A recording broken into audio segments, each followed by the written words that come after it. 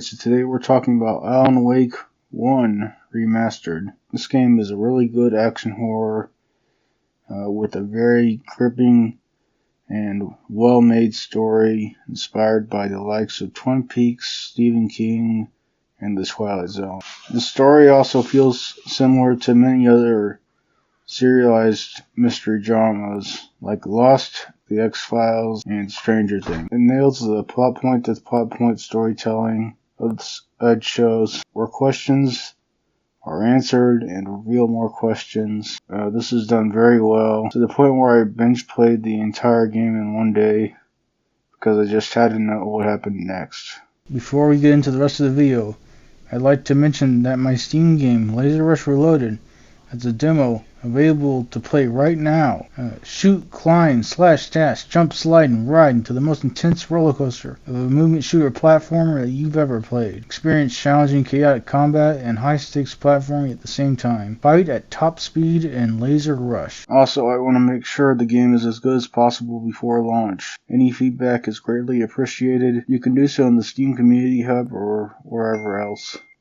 Now first let's dig into the gameplay. The shooting feels fairly good and smooth. There's decent weapon variety. There are some fun moments where certain attacks trigger slow-mo moments. Those are fun, although the one where you're holding up the torch and it circles around you is kind of annoying. The destroying your enemy's darkness shield by aiming your flashlight at them mechanic is decent, but it can be a bit tedious for the higher health enemies. The enemy variety isn't great.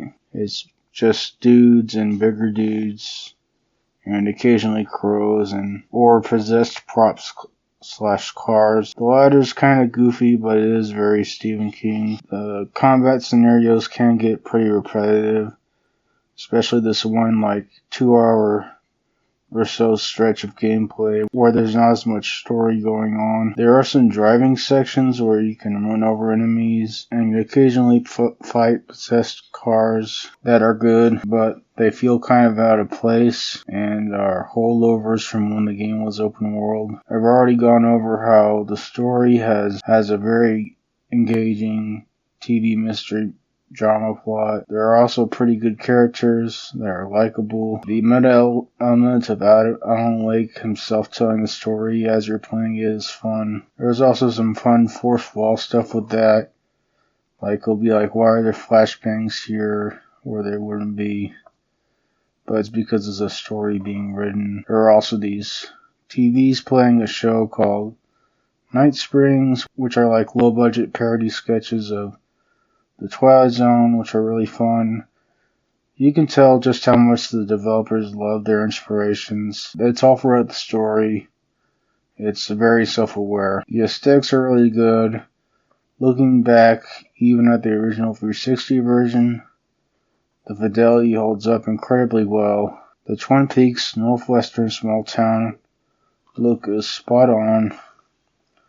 The blue and black color palette looks very good, but can make everything blend together in your memory. Overall, this is a solid action horror and a great send-up to the TV mystery drama genre. And I'm giving it an 8.74. This review is a bit shorter, but there's not a lot of mechanics in this game, so I still did really like it. So that's about it. Thank you to anyone who likes, comments, subscribes.